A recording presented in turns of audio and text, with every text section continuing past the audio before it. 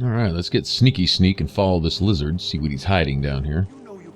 Still need to get the name of who this mysterious buyer of Golden Glow Estate was. Who's trying to undermine, apparently, the guild's union or trust between themselves and the Blackbriar family. Something along those lines. Driving a wedge in there. And on the surface, right now, it would seem that somebody's undermining the guild, and that is what's responsible for the guild's decline, or perhaps related. This is a pretty cool storyline, too. I like how this plays out. But that's not exactly the case. We'll find out who or what is behind all of this, but this is pretty cool. The intrigue in this one was nice. Same with the Dark Brotherhood. Nice the way that story plays out. Once again, though, that whole Mages Guild thing in Skyrim, that just fell flat. Having played through that a couple times, I still see no real rhyme or reason for it, but that's alright. The game overall is fantastic, so I can overlook some flaws or whatever. And then again, that's just me. Maybe some people really enjoy the whole Mages Guild thing. Someone who understands something about it that I don't, that can actually make sense of it and actually see some purpose for its existence. That's awesome. Not me, but that's alright. This right here, though, I have to say, the Thieves Guild line, this is almost as epic as the one in Oblivion. With the whole Grey Fox and the Mask of Nocturnal, or whatever that thing was called.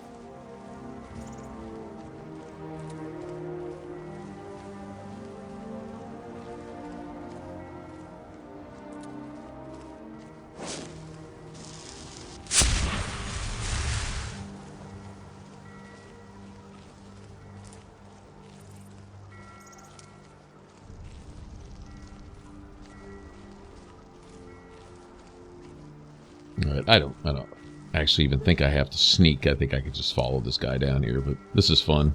And he's going to walk at that pace anyway, so might as well move along and throw a few illusion spells up here and there. Pretend like I'm sneaking. Practice my new silent roll.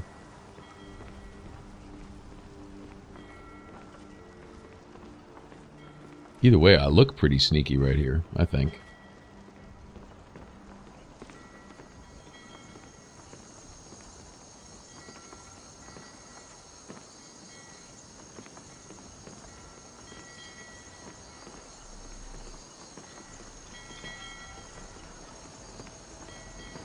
I was talking in the last video how one of the arguments in favor of the Empire in Skyrim, the Empire now when I say Empire, you know, if it brings up visions of what the Empire was, for those of you that played Oblivion and stuff, I'm not saying the same thing. Just to clarify that, when you hear me talk against the Empire, I'm talking about the Empire as it is now.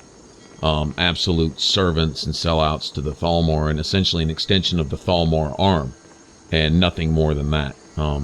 Using the good name of the Empire, misusing the good name of the Empire to justify their whoremongering and tax collecting, and they essentially, through their treaty taxes, they now actually fund the Empire.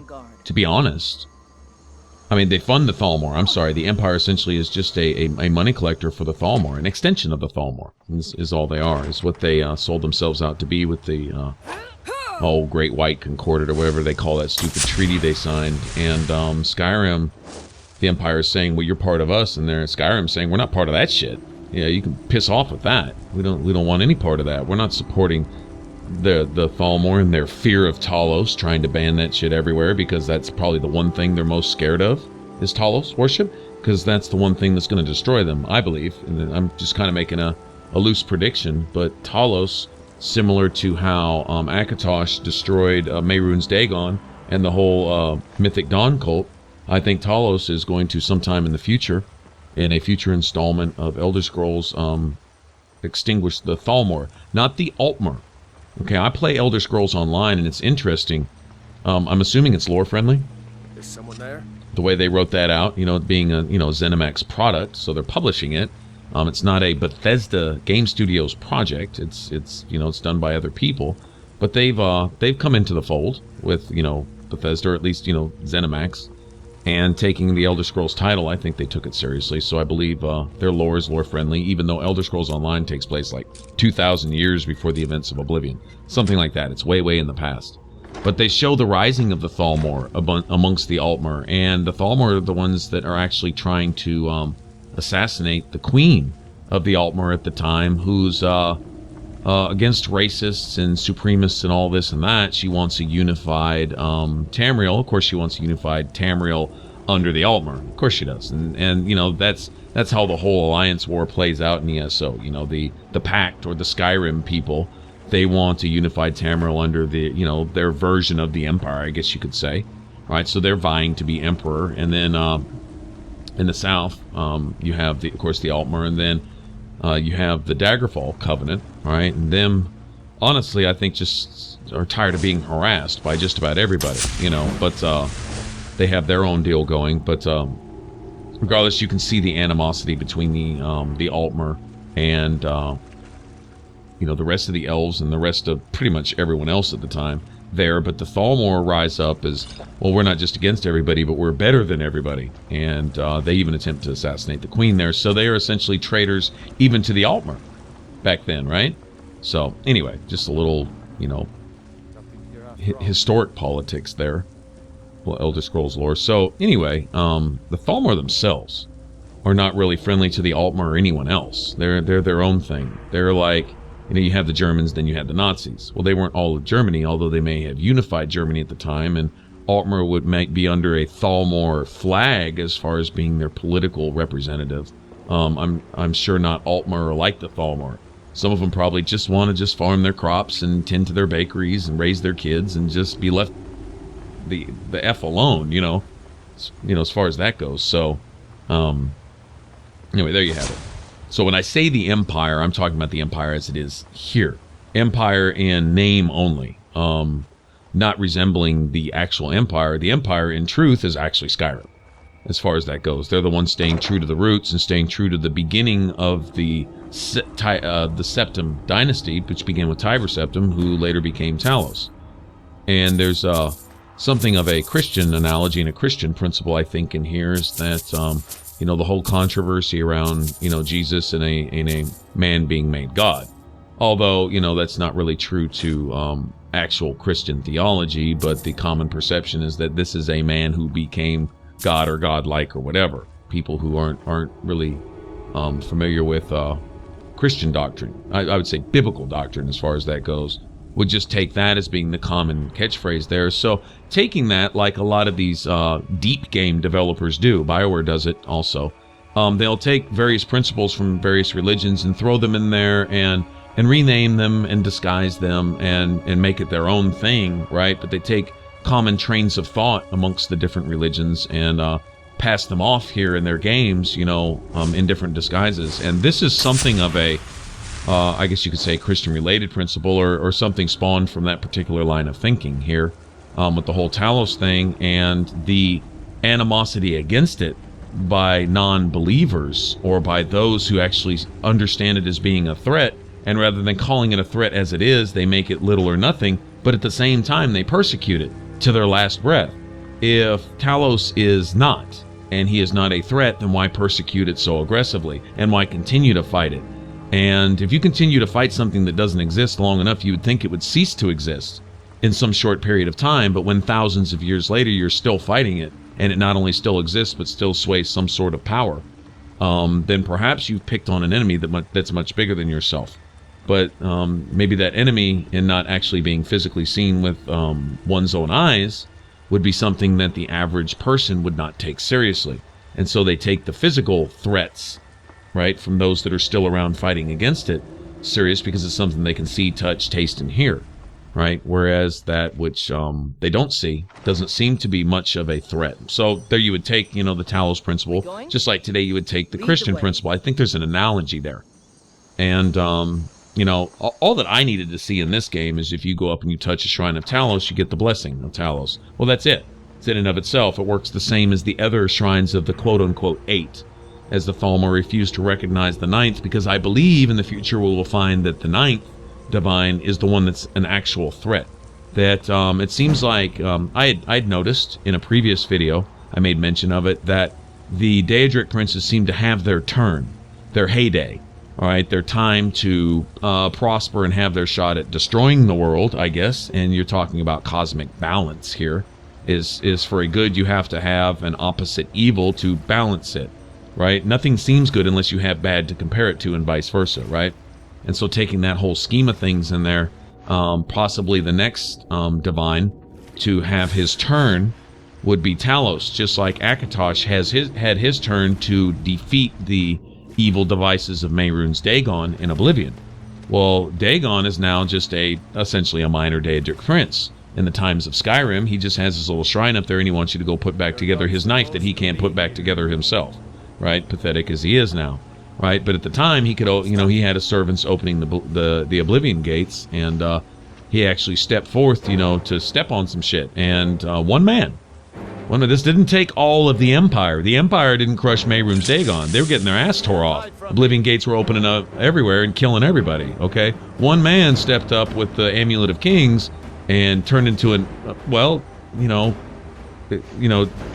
the movie cinematic voice, a motherfucking dragon. I mean, that's what he turned into, and crushed Mehrunes Dagon by himself. True enough, he had help from the hero of Kvatch, your character in Oblivion. But bottom line, little old Martin Septim, last in line, this illegitimate child or whatever of the Septim dynasty, steps up with the Amulet of Kings, and having the blood of the kings, which is essentially the same blood that our hero has in a way here in Skyrim, right? He steps up and destroys Mehrunes Dagon just like that. Turns into a dragon and kicks his ass right there on the spot. All right, so did it take the Empire? Did it take numbers? Did it take some combined, unified Tamriel to defeat the threat of the Mythic Dawn? No, it took one dude with the blessing of Akatosh, and it became a matter of faith. That it wasn't numbers, it wasn't strength of man to do that. It was a matter of faith that did that. All right, well, I think it's going to come out to be the same thing here in the future. I'm not looking so much as the whole political issue of the Thalmor, like me knocking these dudes off in the water. It comes down to them hating Talos out of fear. Them having some, whether it's an outright,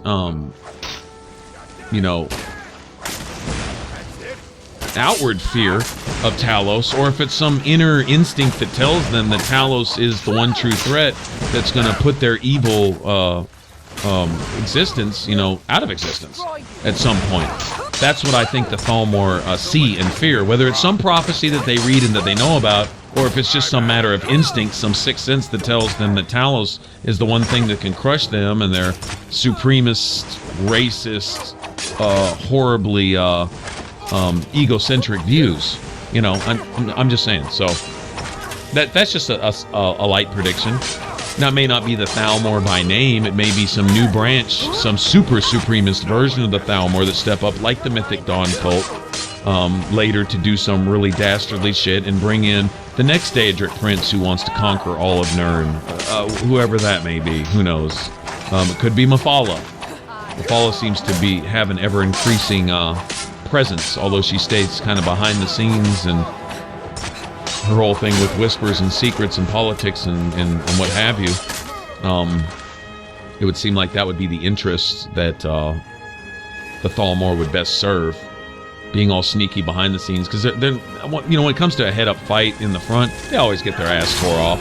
They talk a lot of bluff and bluster, and they show a lot of power and this and that, and they have a lot of arrogance, which people seem to fear, but they're just bullies, right? When it comes down to it, they're cowards. When it really, really boils down to it, all that upfront stuff, when they don't have numbers and when they don't have all the might and magic on their side, they're just garbage. And their insecurity is what makes them call themselves supremacists, and have to, puff themselves up and blow themselves up and make themselves more than what they are. So I think that'll be dealt with. Whatever Daedric prince they ultimately serve that comes in to exert his will on Earth, or Nirn, as they might call it in Elder Scrolls, then there'll be some divine to step in and prevent that, and that would be Talos. That's just my prediction as a future plot for an Elder Scrolls game, or something along those lines. I don't know, just what I'm seeing. All right, so I blabbed on about that. In here, If you notice, when I first got here, I told Uthgar to wait outside. I went upstairs and grabbed a map off the desk. You know, you had all those guards wandering around with torches, and Uthgar can't sneak very well, so she's going to give us away. So I just had her wait outside, went up and grabbed that map. That's one of the collectibles that Delvin will buy in the Thieves Guild. So I'll get a reward when I turn that into him once we go back and report in what we found here from Gullim, this slick lizard that we're trying to follow. So he's guarded by a lot of high-level bandits. Whatever level you do this on, you're going to have leveled bandits in here to deal with. And in the case here, it's pretty much the highest level. They pretty much capped. Plunderers, I think, mostly.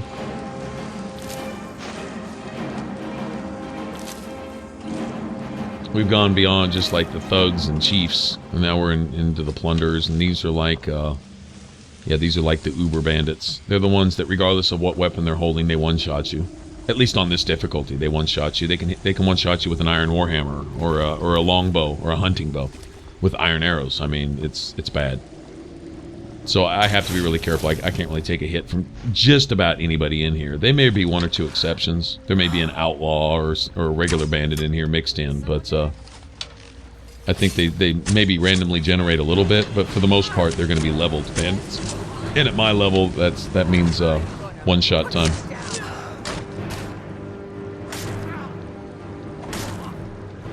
I've been mulling this over with you guys.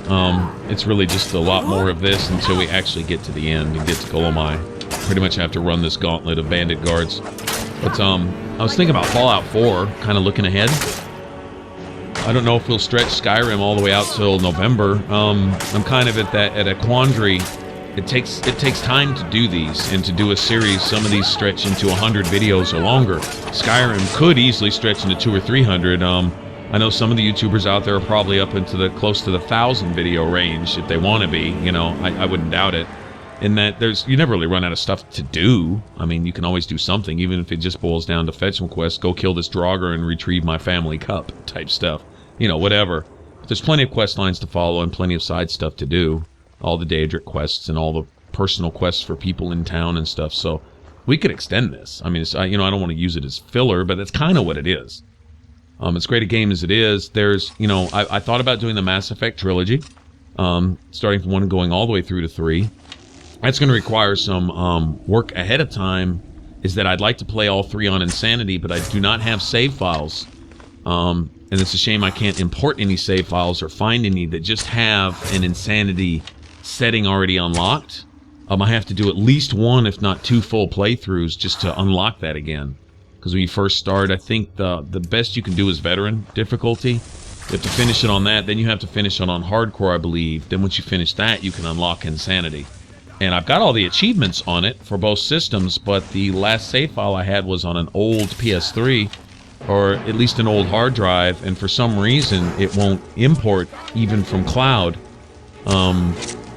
to the PS3 I'm using now. I tried it. I was going to stream it. I was going to stream Mass Effect on Insanity, and just for, something to do, and found out that I had no way to unlock Insanity difficulty. I literally have to go through at least 1 full playthrough. I heard there's a gimmick at the end if you finish it on veteran, and then at the end you redo the last fight, but right before you fight the last boss, you switch it to hardcore. Then you can unlock Insanity with only 1 full playthrough instead of 2. I've heard that, and I would try that, at least to see if it might work.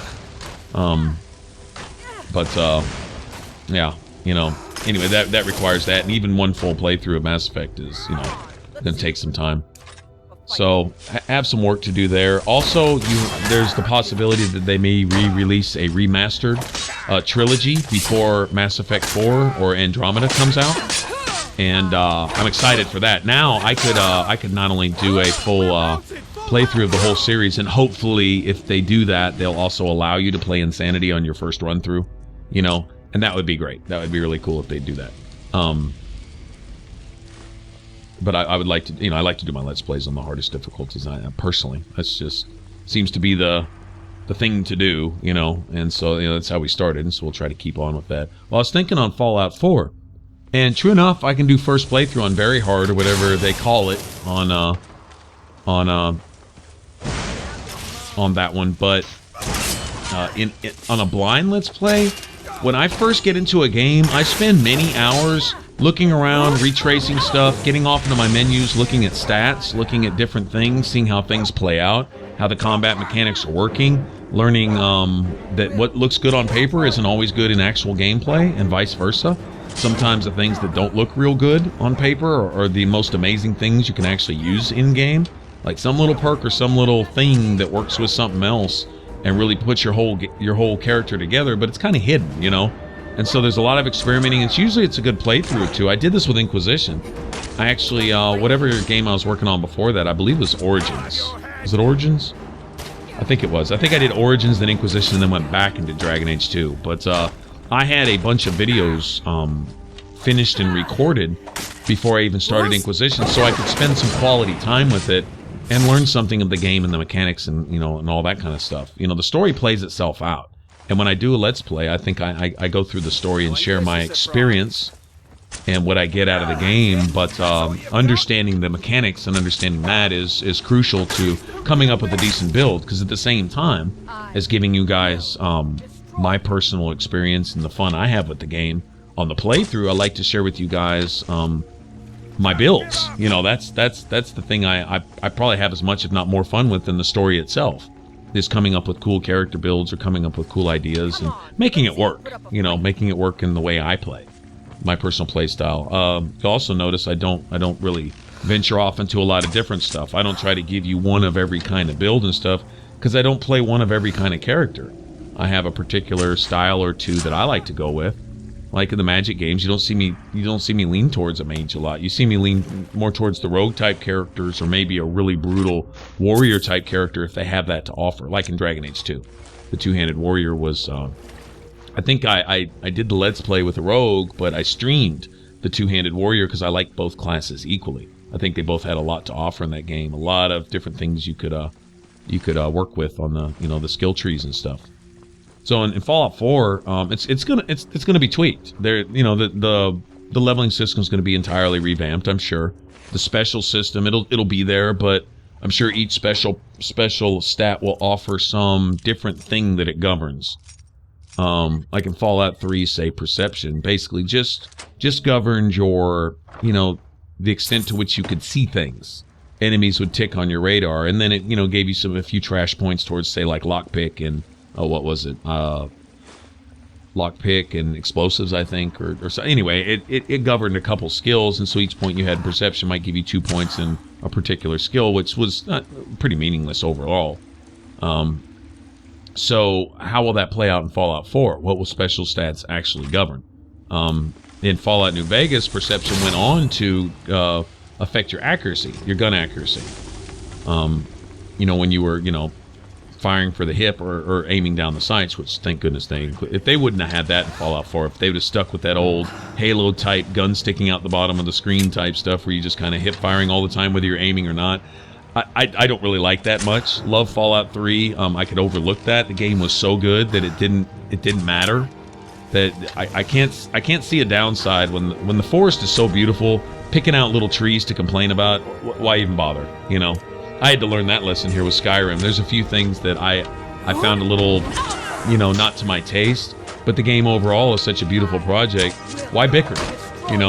Stop missing the forest for the trees type thing. So, I didn't worry about it much with Fallout 3 and Fallout 4. Would I live with it? Sure, absolutely. Would I stop even noticing it? Probably after just a few hours of gameplay, probably. But they have the aim down the sights, and it looks like they have some pretty good shooter mechanics in there. From the little bit of gameplay I've seen in the reveals, it looks like a solid first-person shooter game. Hopefully they've got something similar to what they had in Rage. As empty and as beautiful as that game was, especially considering it was last gen, it looked next gen on last gen, but it was just empty. It was just so much world to do something with, and they didn't. You'd have to travel miles to find something to do, and but the driving mechanics and gameplay were just friggin' awesome. Anyway, if they have just that, I think everyone's going to be extremely pleased with it, because Rage had good shooter gameplay. It was fun. It had some neat stuff you could do. And so I'm assuming they'll have at least something of that caliber. That's kind of what it reminded me of when I saw it on the reveal. the very limited gameplay they showed, that's what first struck me. I'm like, you know, this looks a little like Rage. I haven't gotten the controller in my hand to actually get a feel for it, you know? You know, the feel is going to be a big part of it, with, like it is with any shooter, as far as your accuracy and the gunplay and how quickly your gun responds and how smoothly it shoots, and if the bullets go where you actually aim them to go type thing, and how accurate they are. You know, do your bullets clip invisible walls 4 or 5 feet away from the wall as it actually shows on your screen type stuff. I don't know how all that's going to play out, right? Obviously. Like how true to sight the actual environment is going to be with your gunplay. Don't know. We'll see. Like, you know, anyone knows if they played Fallout 3 in New Vegas, sometimes you could be behind a wall and crouching and you go to shoot over that wall. There's no part of that wall in your vision, but your bullets are hitting an invisible wall, all right? You can't do shit but stand up, you know, in plain sight and get shot in your face while you're trying to hit somebody, because that wall, yeah, it's a little bigger than what it looks like. It's not something you can crouch and hide behind and shoot over. It's something, you know, it's just there for visuals.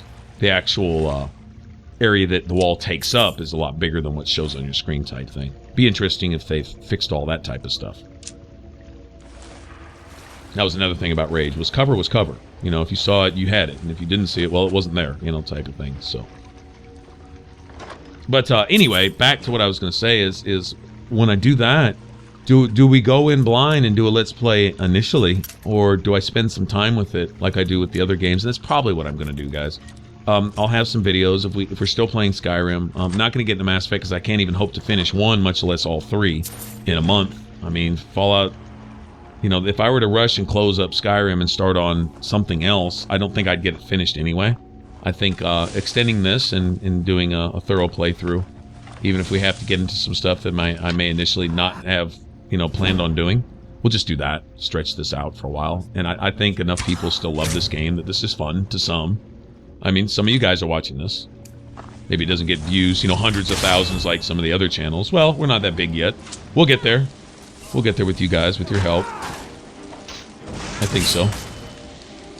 But first things first, it's all about the games. And so we'll give this a good, thorough playthrough and hopefully have some in stock so I can spend some days with Fallout 4. Probably a good solid week of just grinding it. And so, no, my videos won't be out day one, and no, I won't harvest the hundreds of thousands, 500,000, million views in an hour that some of these guys will get, and it's probably to my own hurt on my channel. I really love this channel. This is my baby, and I try to give it what I can, but true enough, it'll probably hurt my channel overall, just like it kind of did with Inquisition. I didn't jump on the boat as soon as it fucking pulled in, and so what happens? Well, instead of, you know, 1 million views in the first day, I get, you know, 1,000 views over the next 2 months. All right. Okay, that's cool, but I think the love for the game and the passion shows through. I hope it does. I hope that's why some of you guys stay to watch, is you see that, you know, you guys love the games as much as I do, and we try to get as far into them as we can, you know, talk about them and all the cool things that they have to offer and stuff like that. That's what we try to do here. True enough, it may not be hype. I may not sit there and cuss and, you know, spit all over my mic and freak out and do a bunch of stuff for spaz attention, you know. And I guess those guys get the heap of the popularity, and that's cool. You know, more power to them. Do what works, even if it's not in your character. If you do it well and people enjoy it, that's what it's about. So there should be some content for everybody, right? Whatever you get into, whether it's 7-year-old stuff or 70-year-old stuff, there should be something for everybody. So I just try to offer my little piece of that pie, and that's what we'll have here. Anyway, so that was my plan. If somebody, you know, says, no, we want Fallout 4 as soon as you get it, and we don't want you to even look at it first type of thing, well, okay, but I don't know. I think actually getting to know the game a little bit, having some quiet alone time, you know, me and Fallout 4 are going to go get a room first. We'll talk to y'all later. That's what I plan on doing. That, honestly, that's probably how that'll play out. Yeah, so don't expect anything on the channel for at least the first few days or so.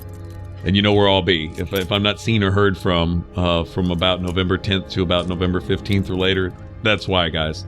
But I'll still have some stuff to put up for you guys.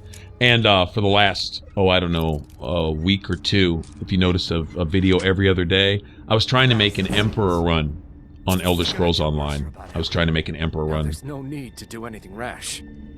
This isn't as bad as it seems. I was gonna tell Mercer about everything, honestly. Please, you'll have me killed.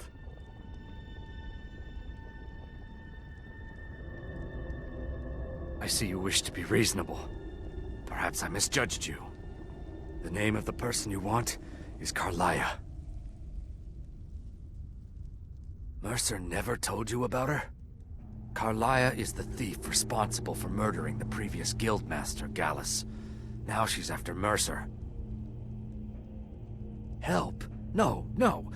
Look, I didn't even know it was her until after she contacted me. Please, you have to believe me. I don't know. When I asked her where she was going, she just muttered, where the end began. Here, take the Golden Glow estate deed as proof. And when you speak to Mercer, tell him I'm worth more to him alive.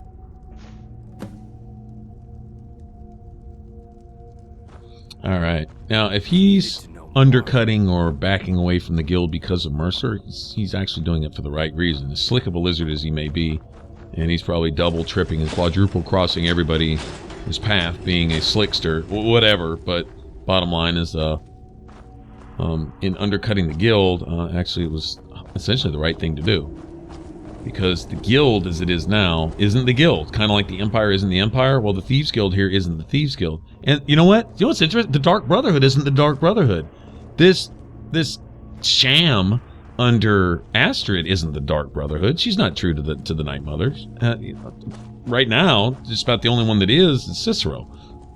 Needed to know more. And then you have the Thieves Guild. Well, we'll see how this plays out. I don't want any spoilers now for anyone who just might not know the whole storyline. We won't get into the end before the beginning, but you know, it's really not the Thieves Guild. Not right now. As it stands, it's just in name only. And the Empire isn't the Empire. Everything's in a flux. Everything in Skyrim is in a flux. You see a pattern there? I honestly hadn't thought about it until just this second, but there you go. So in screwing the Thieves Guild, you're really not. And in screwing the Dark Brotherhood, you're really not. And in quote-unquote screwing the Empire, you're really not. The Stormcloaks aren't fighting the Empire. The Empire's fighting the Empire. The Stormcloaks have the right of it. They are the Empire. They just needs to be reestablished. And the Empire, actually, even though it's Empire in name, is actually more like the enemies of old occupying Skyrim that the Empire needed to push out at the time. Well, that's the role the Empire is playing now. They become the enemy. All right? And in this case, it would be the Thalmor. Are you guys seeing that? That's. I mean, just overall, just put everything in a box and shake it up and then look at it, and that kind of seems like the big picture. What I'm seeing, anyway. All right. So we found out who this, at least some idea who this mysterious person is, and now we'll report back to Mercer, and that sun on the water right there looks pretty realistic, man. Sometimes there's some points in the game where I think the water is underwhelming, to say the least, like flowing backwards and stuff like that. But the overall effect, I mean, it's got that wintry look, and then sometimes you get like that sunrise or that sunset through the snowy clouds and stuff. That's pretty cool, man. That's beautiful, actually. It really is. And the whole ambient snowflakes, floating around and stuff like that, that really obviously adds to it. The wind through the trees. I am going to play this game one day. Now I've got it set on my mind. Since one of you viewers mentioned it, I've got to try it. Is to play without the music, with just the ambient noises. Where all you're hearing is the footsteps and the wind. That whole loneliness out in the wilderness feeling should really just be pretty epic. I've never done that. Never done it. Got to thank you guys for mentioning that. Giving me the idea. I'd like to try that one day. Actually, if I were doing that now, I'd probably save me some copyright problems. I don't own any of the music to this game, obviously. I mean, sure enough, it's the game soundtrack that comes with the game, but YouTube doesn't know that. The computers just catch it, and they say, yeah, you're using somebody else's stuff. Which, in a sense, I am. I mean, I'm doing my own thing with it. That's all copyright legit, but when the music pops up and it's just there, if sometimes you wonder why I'm talking over loud over music at times, sometimes it's to keep that music from coming through as... and flagging my videos and stuff. As long as I'm talking over the top of it, I'm making it my own project, and that's all fine. That's all fine and dandy. And I'm sure Bethesda and ZeniMax are totally cool with that anyway, because popularizing their video and keeping, breathing life into it. Not that Skyrim needs my help, but still, putting in my 2 cents to keep it alive is not a bad thing. No, it can't be. I haven't heard that name in decades. This is grave news indeed. She's someone I hope to never cross paths with again. Carlia destroyed everything this guild stood for. She murdered my predecessor in cold blood and betrayed the guild. After we discovered what she'd done, we spent months trying to track her down, but she just vanished. Carlia and I were like partners. I went with her on every heist. We watched each other's backs. I know her techniques, her skills.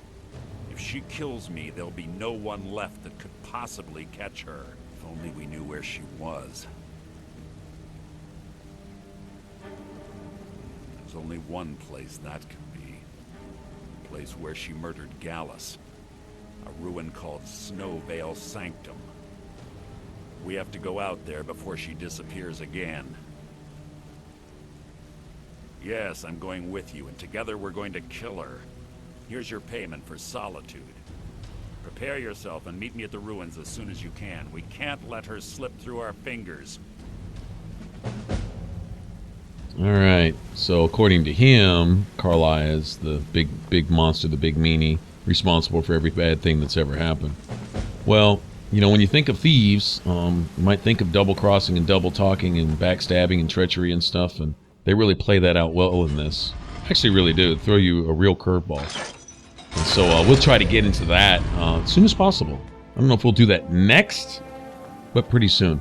I also have the Dark Brotherhood stuff to think about, and gotta not forget about the companions, and even getting into the main story. We still have to meet oh, what's her face, the Blades girl. We have to meet her and see where that takes us. I think she's going to get us into the Thalmor embassy, and then we have to get into the Civil War itself. Got to go talk to Ulfric at some point. A lot to do. It seems like we're pretty deep in the game, pretty high level already, but we really haven't even started. All right, thanks, guys. Thanks for hearing my blabbing. And if you want to subscribe, click that button up top. I'll be here. And if you want to catch the rest of this Let's Play up to this point, click that image in the middle. It should take you to the playlist. All right, I'll catch you guys later. Y'all take care. Thanks for watching. Bye-bye.